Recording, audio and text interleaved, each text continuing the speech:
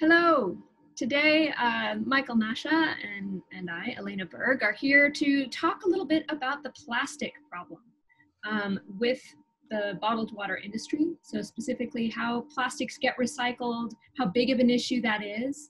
And then we'll transition into talking about the kinds of choices that we make in our lives that have environmental implications and how we can maybe make those choices relative to bottled water. When you talk to people about bottled water and they become interested in water and see that water is not just water, it tastes different. The first questions I'm getting over the last 20 years or so is glass or plastic. What's better? Is there some danger from PET, from some chemicals leaching into the water?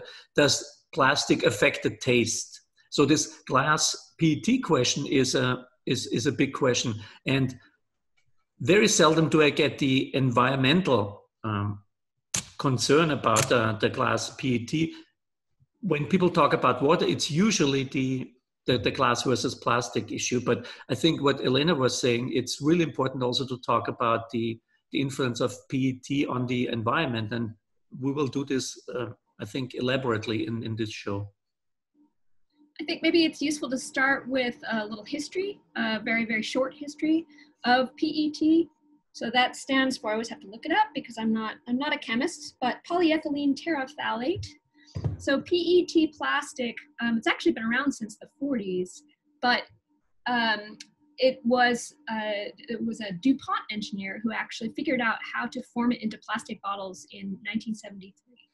So at that point begins the revolution that we are witnessing now with just plastic bottles all over the place. So the advantage of these PET bottles is that they are very light, they're very cheap to make using petroleum products, and they are clear so you can easily see through and see the liquid inside, which of course for water is pretty key. You want to make sure that it doesn't have a color, etc. And the other really important thing about this substance is that it can handle the pressure of carbonation. So before that wasn't possible. So people used initially ceramic and then glass, even aluminum, to hold in especially carbonated substances, but also non-carbonated substances until these PET bottles were formed. But these bottles are a trade-off, right? They're absolutely everywhere. So I think one of the main messages that we need to think about is volume, right? How much of these products are you buying? What kind of waste does it produce, etc. Do you have anything you want to add to that sort of history of plastic? No, I'm not a chemist on the history of plastic. I want to tie into the word volume, you said.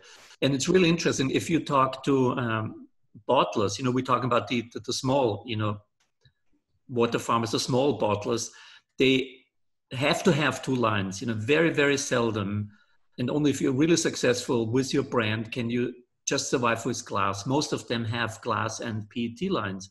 And the glass line is always considered a high margin line where you have a lower volume and a higher margin. Those are the prestige. This is your brand is in glass. And in PET, you have the lower margin, higher volume bottlings. So the problem with PET is exaggerated by exactly as Elena was saying, that even from a brand point of view, the higher volume is usually with the PET line and not the glass line. The glass line is considered to be something more specific. I just want to ask you, I know you're not a chemist, but maybe you can answer the question. So PET is not PET, right? There are many different levels of PET. Because people ask me, does PET influence your taste? And for the longest time, I said no. I didn't notice any difference, the same water in PET and in glass. And then a couple of years ago, I was at a water tasting in China, and we tasted some of the more commodity waters. And suddenly I had this wide variety of tastes in the water. And I was totally surprised. And it turned out to be the plastic. So it seems like that different levels of plastic can actually affect the taste, and only the very high standard of PETs we have here in the US and in Europe and in other countries allow water to have no taste. Do you know anything about that? I don't. I would be surprised if there were really different standards for PET. My kind of impression has been that there's a global industrial standard for different kinds of PET, and that people are making efforts all the time to kind of reduce the amount of plastic needed per bottle. And now there are actually certain kind of bioplastics that are being incorporated, or recycled bottles that are being incorporated in.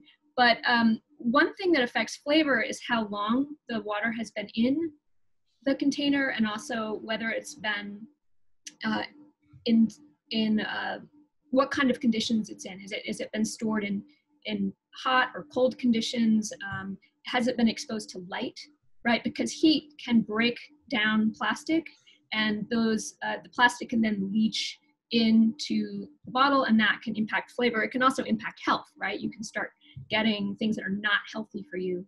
I think it was 2008 when the EPA scare hit, right? Which was these substances in plastic that could, if they leached into the liquid at a high enough volume, or could,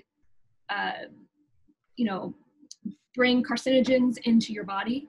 So there was a huge concern about BPA, and that was actually phased out of all or most things that had anything to do with food or water or kids' toys and stuff like that. So there's been a lot of change in sort of the plastic industry over recent years as people have learned kind of how to work with it and how to change it. But I think the flavors that people are noticing are probably more influenced by how that water's been stored under what conditions. But maybe someone who knows more about this can pipe in the comments. Yeah, I think that one of the things we want to focus on today is this trade-off between glass and plastic. I want to highlight that it's not just the substance in the bottles, it's the process of creating those bottles. And per unit, for example, per glass bottle, it takes a lot more fossil fuels to create a glass bottle than it does to create a plastic bottle. This is another one of these issues. For example, if you go to the grocery store and you buy yourself a cotton bag and you feel super proud of yourself because you bought a cotton bag and hey, you can reuse it. And then you realize that you have about 52 of these cotton bags at home. The reality is it takes a huge amount more energy, water, fossil fuels to produce a cotton bag than a plastic bag. So it really becomes about how you use those materials. Are you actually going to use that bag 300 times? Or are you going to use it twice and think that you're saving the environment? It's a similar kind of equation going on with bottled water, right? That glass, in some ways is better. It is actually easier to recycle. The plastic recycling process is a little bit more complicated, and a lot less plastic gets recycled. I think the statistics I've seen anywhere between 1 in 6 plastic bottles in the US gets recycled to 30% of plastic gets recycled, versus glass, which is a much higher percentage. It's just easier to separate out. It's easier to melt it down into new forms. And there are fewer kinds of glass that can kind of get in the way of that process, whereas there's a zillion kinds of plastic. And to recycle it properly, you really have to get in there and have machinery that can separate all the different kinds of plastic out. And that's been problematic for a long time. Yeah, it looks like, again, it's complicated and there are no easy solutions, right? It's really a complicated, multidimensional space. You have to make your choice, make decision. And sometimes quick, emotional, very short-sighted solutions are sometimes not the best if you consider the whole system.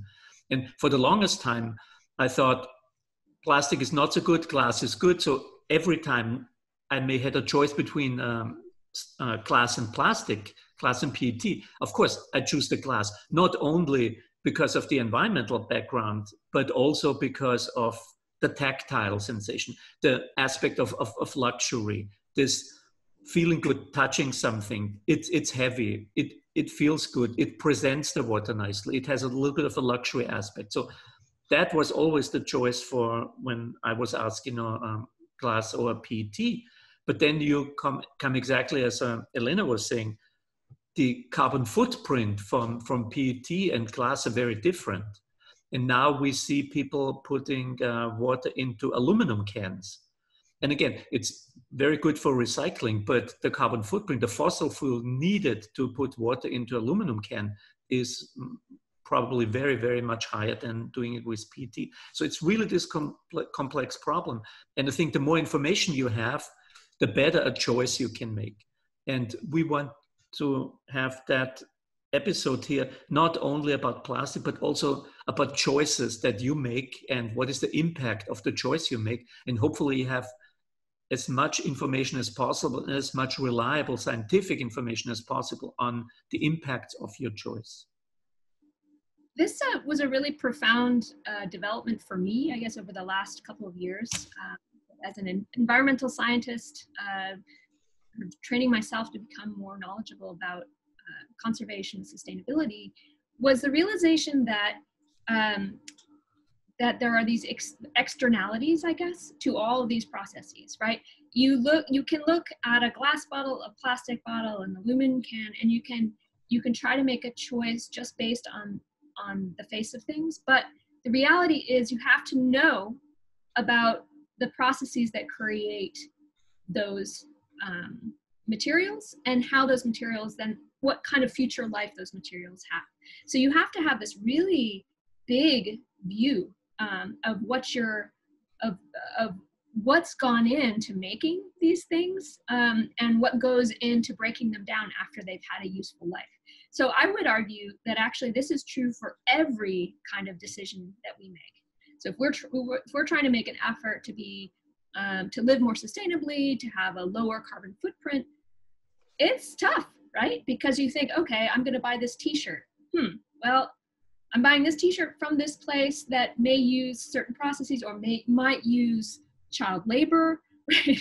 There becomes all of these pieces to the puzzle that you need to consider to make wise decisions. And this becomes at times a bit overwhelming for the consumer, because you might be somebody who really wants to make good decisions, and maybe you have the income to be able to be flexible about what you buy, but it may be difficult for you to be informed about all the processes that go into all of the things that you buy. So I think that one job that the small water producers have, which we touched on in previous episodes as well, is one job they have is to break this down for the consumer and to outline very clearly what they are doing, and to also be really honest about what the process is. Right? If you're going out to harness iceberg water, you are using fuel in those boats, right, to go out and do that work. So that's part of your equation, right? You think, what does it take for me not only to harvest this water, but then to bottle it and to transport it, etc. So this is what businesses have to do to basically become certified carbon neutral. They have to think through their entire production process, and they have to incorporate all of these externalities.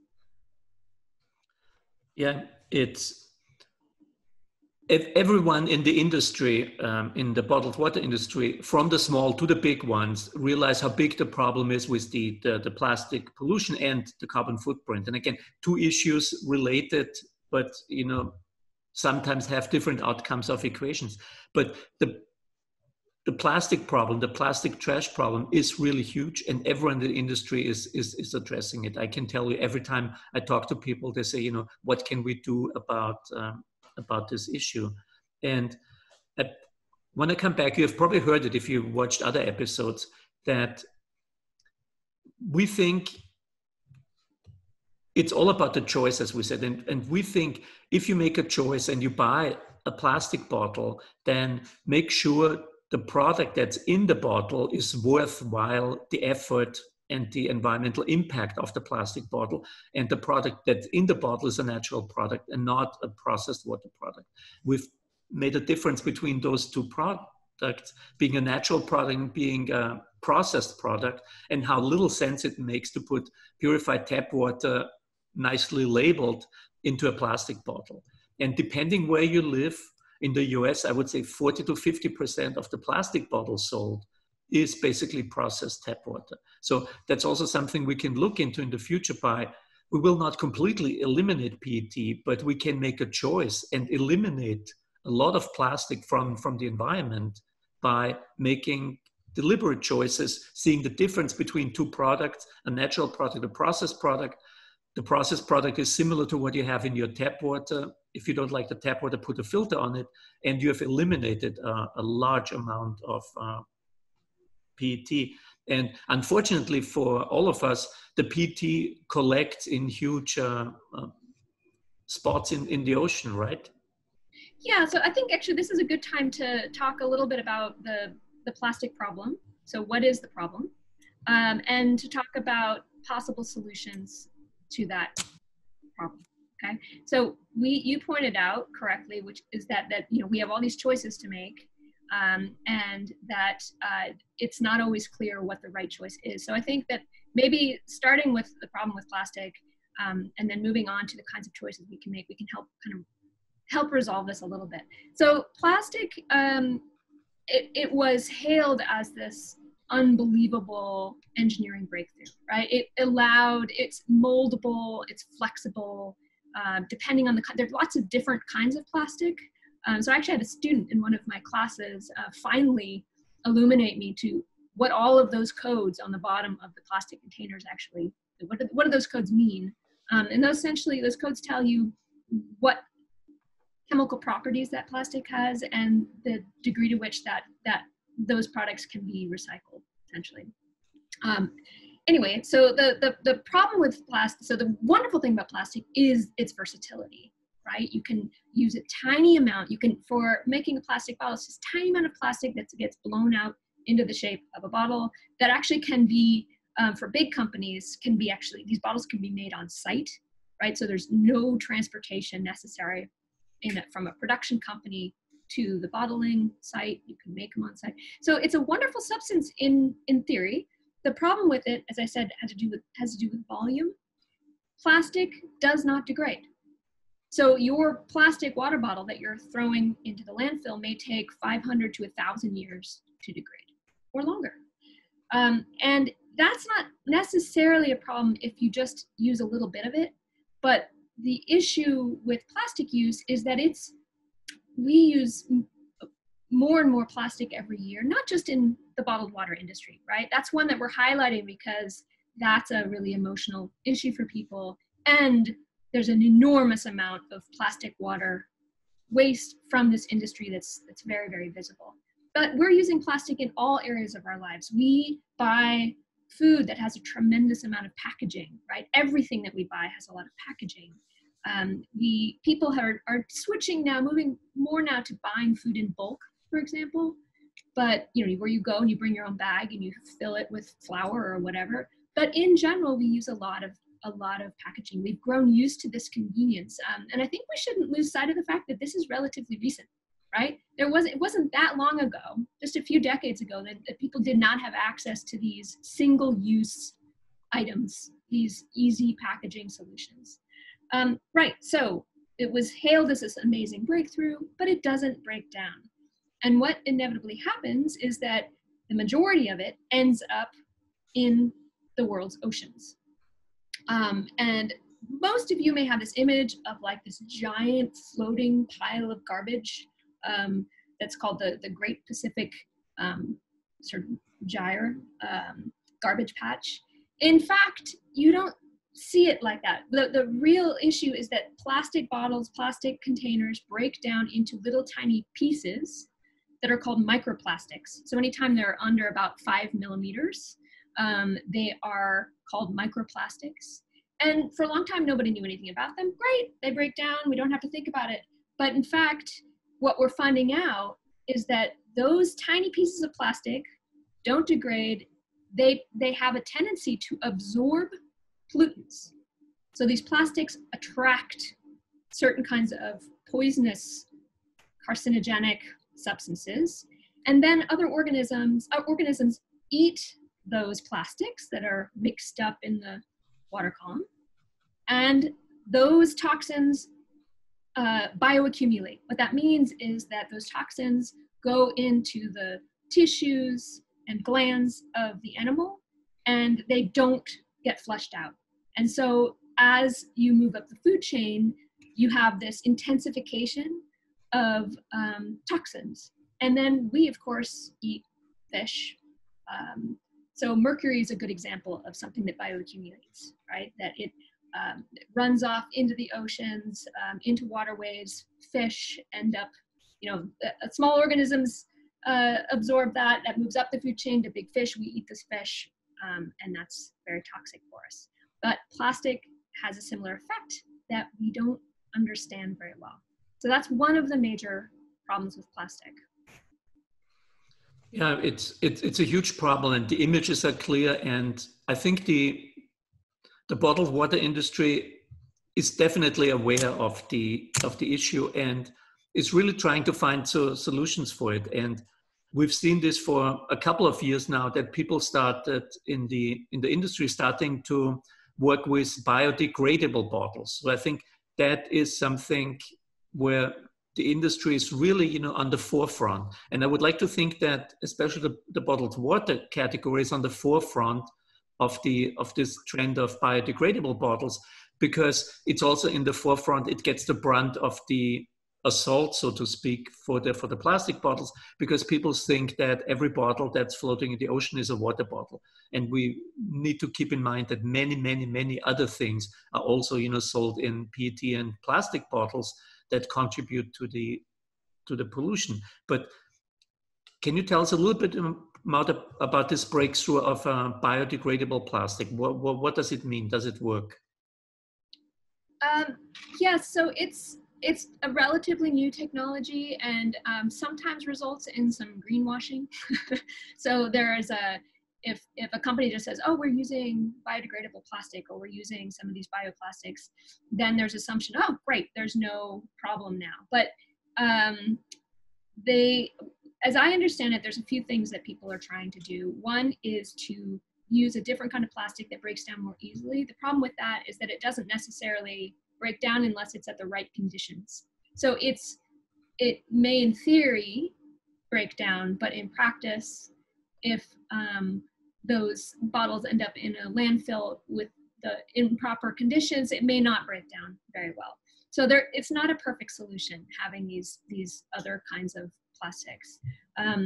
Another thing people are trying to do is incorporate more, is to use more recycled material. So there's stricter regulations now on requiring companies to incorporate more plastic that's already had a life, that's already been recycled and is being reincorporated into new bottles.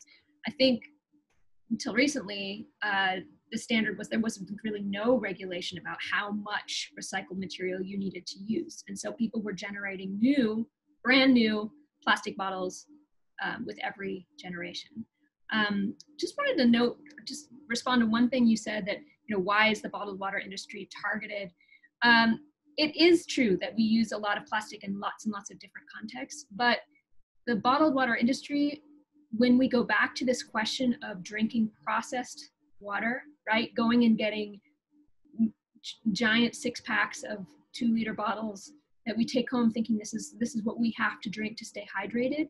That is, I think, where the big problem lies. So not only in countries where the tap water is safe, where people think, oh, well, yeah, but the bottled water is safer, which is not true. But it's also, of course, a problem in places where the tap water is not safe and people are forced to buy a lot of packaged water. So actually, the bottled water industry is a really big culprit, more so than many other industries, because of just the volume of that plastic that's generated for this single-use, hydration. So what could be, we should also talk about what could be a possible solution. And I think one of the most interesting things, of course, use less plastic. But if you ship, and so I think the easiest solution is use less plastic and reduce the plastic for water that's processed that you could get from the tap, eliminating large amounts of plastic. But I wanted to know, so you have now to make a decision, should I buy the water? I want this water, it's a special water, I want to have a special occasion, I want to drink this, it matches, pairs with the food, I want to have that. So the choice between glass and PET, which choice I'm making? I'm working in two different scenarios here, right? One is if I use the plastic bottle, I'm reducing the plastic waste. If I use the glass bottle, or let's say it's an aluminum bottle, I have probably much higher carbon footprint. So what do you think? How should we make decisions here? It's complicated, isn't it? Yes, as usual, it's complicated. I love it. So water is not just water, and it's complicated. We have to decide sort of what our main little sound bites are for this series. But yes, it's it's not that straightforward. So this is why I talked about the externalities, where you have all these other things that are going on when you make a decision, right? You have to be informed about what happens. I think it depends. So as I said, one of the problems with plastic is that people don't recycle it. And so I would say the very best solution is to use less. So that is something that is absolutely necessary as we move forward. We have to use less plastic, whether it's in the packaging of the food that we buy. Just demand less packaging, right? Don't buy the pineapple that's pre-cut up in a plastic styrofoam container, right? Just don't. So try to demand less packaging.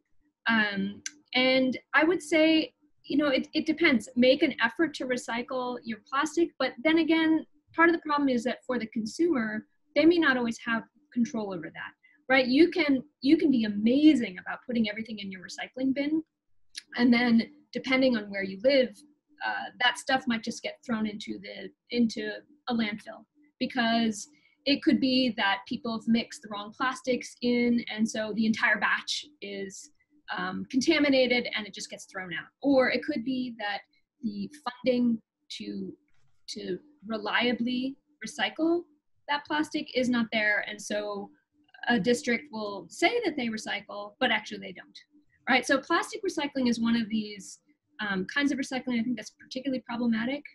And I don't think it's the primary solution. The primary solution is to use less of it, because it's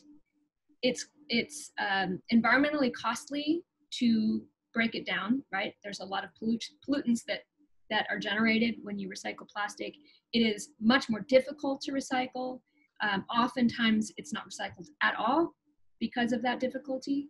Whereas, as I said, glass and aluminum are more reliably recycled. So we could imagine a system maybe where we put deposits on plastic bottles. People are starting to do that. So we have deposits for aluminum cans in the US, and almost 100% of aluminum cans are recycled as a result, right? People are very driven by how they can save money. So maybe putting a deposit on plastic, that there's been a lot of resistance to that, because that is a cost that then gets handed to the consumer and it drives up prices, and people don't like that. And also it's expensive to run these systems of getting you know, the bottles back and giving people money for those bottles, right? There's infrastructure involved in that. But I think that could be one way. When I lived in Germany for a couple of years, and I was always really impressed by how much deposit glass that they had, right? Where you would buy your pot of yogurt, and then you would return that glass and you would get your 20 cents back, sometimes €1 back for whatever it was. And then that would go back to that company, get washed and used again. With plastic, it's more complicated because you can't wash it. You can't reuse it. It's designed to be a single-use container. So the best thing you can do with it is to just melt it down and reform it. So there's different kinds of equations here, I would say, in terms of reducing the plastic that's out there, even though it costs, I would say drink less, buy glass, which is easier to recycle, right? And we know isn't going to produce the kind of plastic pollution in our waterways and on land. And in part because we know so little about the health impacts of microplastic on us, right? We're finding more and more out, and it's pretty alarming, right? And note that microplastics have been found at high volume in bottled water. The question is, how do they get there? Most likely it's in the bottling process, not from the source itself, but you may be ingesting a lot more microplastics when you drink water from a plastic bottle. That said, there are also certain kinds of substances that you end up absorbing more of when you drink out of glass, right? Lead. There are other things that can be more problematic with glass as well. So no substance is totally perfect in terms of packaging.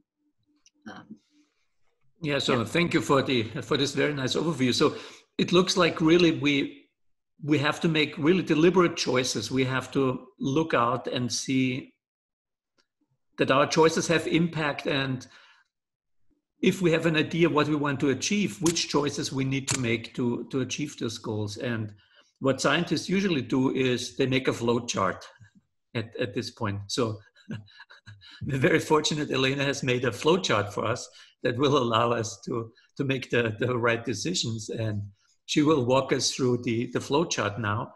And we're going to put it up a little bit on the screen. And there's a link below where you can click and you see the whole thing printed out with you. And whenever you're in the supermarket and you need to make a choice about yes or no, use Elena's flow chart. Yeah, so my disclaimer here is that this is just something I generated entirely for myself. It doesn't represent anybody else's views but my own. But I, as a scientist, I like to have systematic ways of thinking through problems. And one way and I'm a field biologist by training, so I'm used to using a key to help me figure out what species of tree I'm looking at or what bird I'm looking at. And this is my key, I guess, for trying to figure out what to do. So the main question that I would ask, so the heading of this flowchart is, which water should I drink? The main question is, well, are you drinking for hydration?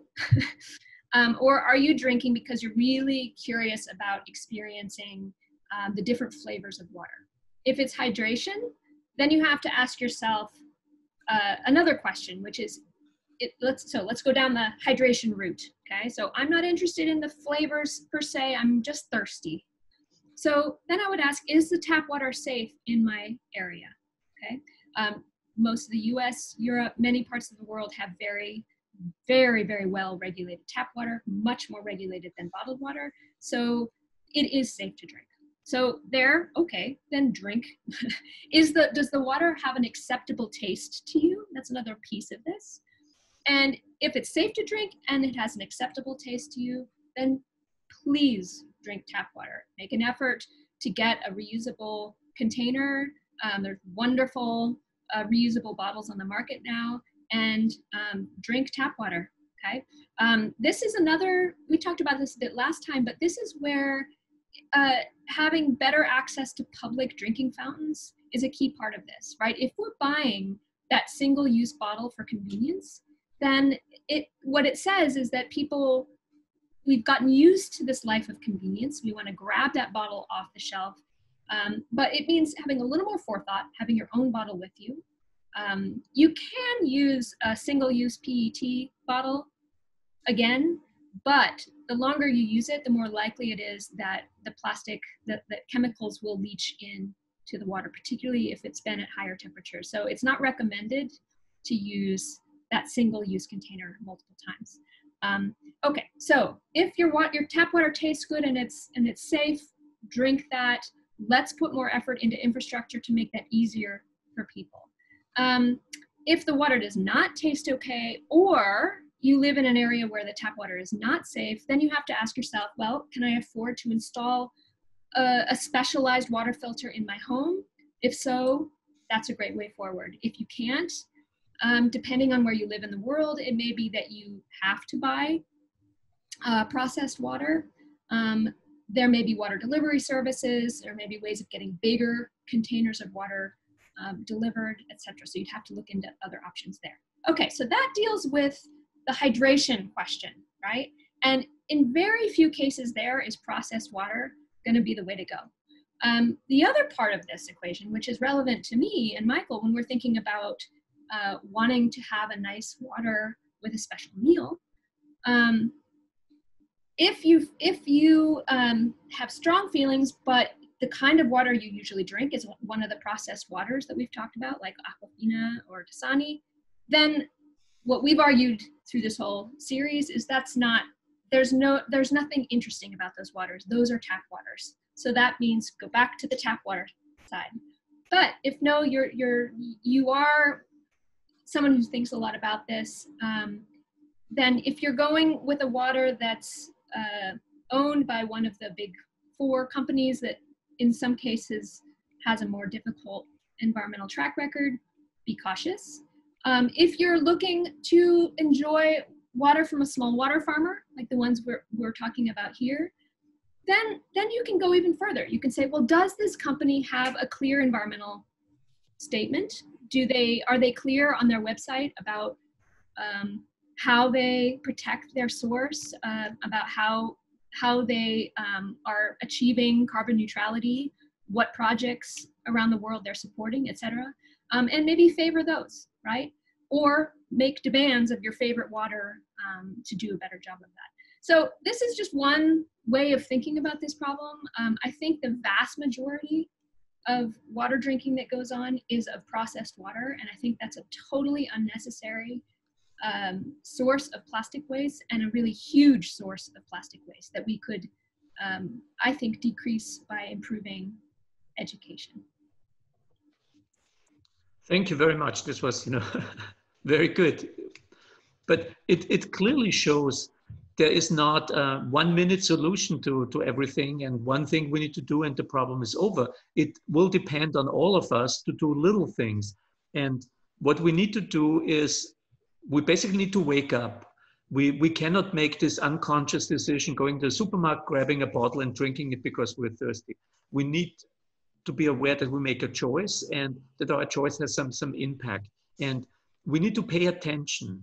And we started paying attention to many things, but what Elena and I are saying, you need to pay attention to the water, make a clear distinction. Are you thirsty? Do you want to hydrate? Or are you looking for a special experience? If you look for the experience, go for a bottled water. Don't feel guilty about it, because other people, when they want to have an experience, they buy a bottle of wine, beer, or rum. So you can do the same thing. You don't have to feel guilty for buying water for an experience, but if you buy water for hydration, you should look at any other option that you can have before you buy a bottled water. And sometimes it's the only option you have. You're traveling in a foreign country, you're not sure if you can drink the water. Of course, you will have a bottle of water. There's nothing wrong with that. But we need to make conscious decision, understanding that they have some impact, and you can be part of the solution. And if many people would do exactly what we suggested here, we would see a significant reduction in PET bottles around the world, because we're eliminating the unnecessary processed water in a plastic bottle, which most of us do not consider bottled water. It just looks like it, but it's not bottled water. I agree completely. I think that it's really about making those choices and making conscious decisions. Again, we recognize that it's not always easy to get the information, but I guess that's why I thought I'd put together a little flowchart. Another, I think it's useful to have a few statistics here, just so people can have perspective on how big the problem is. So there are about 1 million bottles that are thrown out, I guess, per minute. Americans buy 29 billion water bottles per year, and only anywhere between 1 in 6 and 2 in 6 of those is actually recycled. So 29 billion water bottles a year. I doubt very much that a high percentage point of those are people who are really interested in the Epicurean experience, right? These are people who are buying it for convenience, because they're afraid of their tap water, whether or not that's justified. or just because they are not very well informed about those kinds of choices. And in US landfills, there are 2 million tons of plastic water bottles currently. So this is, I find it a little bit hard to absorb what these numbers mean, but they're enormous numbers. A lot of plastic ends up in the oceans, and actually scientists know almost nothing about what happens to those plastics once they get there, and that's terrifying, because the more we learn about microplastics, the more we realize that they can have very serious consequences on biodiversity and on human health, right? So I would say, as last piece of that flowchart is, well, maybe buying glass actually does make sense if you're buying at the volume that we're talking about, because we know that it can be recycled efficiently. We know that it's not going to end up in the oceans. We know that it breaks down at a much greater rate than plastic does. So in terms of the amount of fossil fuels it takes to produce that glass bottle, that's higher than a plastic bottle.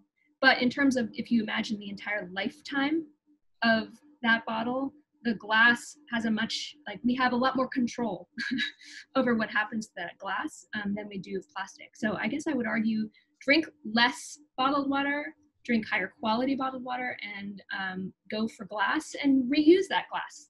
So there are some of my favorite brands that I think have really beautiful bottles, and I keep those bottles and I use them for different things. So that's another kind of way of thinking about it, or just be sure to go and recycle it. Absolutely. I could not agree more. If you have the choice between plastic and glass, always go for glass. It's so much nicer. It's tactile, it's sensual. You want to touch it and you can reuse it. We have some waters here that have beautiful bottles, and many people keep the bottle and make it into a vase. If you look at our kitchen, we have many brands of bottled water bottles there that are filled with, different things, from oils, from other things that we keep in the kitchen. So there are many uses for, it's just very much nicer substance for having a bottle. It has this tactile feeling. And you mentioned this, I haven't heard this number, the 29 billion bottles in the US, you said, which, can you imagine that 10 to 12 billion of those bottles is just processed tap water? And with people making more and more the choice of buying only natural water and not the processed tap water, we would eliminate 10 to 12 billion bottles from the waste. So significant impact. If you're well informed, you pay attention, and you make the right choices. Doesn't mean to have to give it up. We're not telling you don't drink bottled water, but focus on drinking natural water and enjoy it for the experience, for hydration. Use different things, not bottled water. Yeah, I think that sums it up. Like I said, there are no easy answers, but I do feel like there are answers if we make the effort to be informed. And like so many things, you have to make that effort to find out what's out there, and also to make demands, right? If you have a favorite brand of a small water farmer and they don't have a particularly strong environmental track record, or they're not making things clear, you're a customer, you're important to them. Make it clear that that's important to you. And I think that can make a big difference. Well, thank you very much, Elena, sharing your expertise here with us as an environmental scientist, and being so open-minded to water. Really enjoyed that. Thank you very much. Thanks. This is fun, and I hope that the flowchart is useful to somebody, or if not, I hope that this conversation at least kind of piqued your interest and made you curious, and makes you a little bit more of an informed consumer about the stuff that you buy. So thank you, and I'll talk to you next time.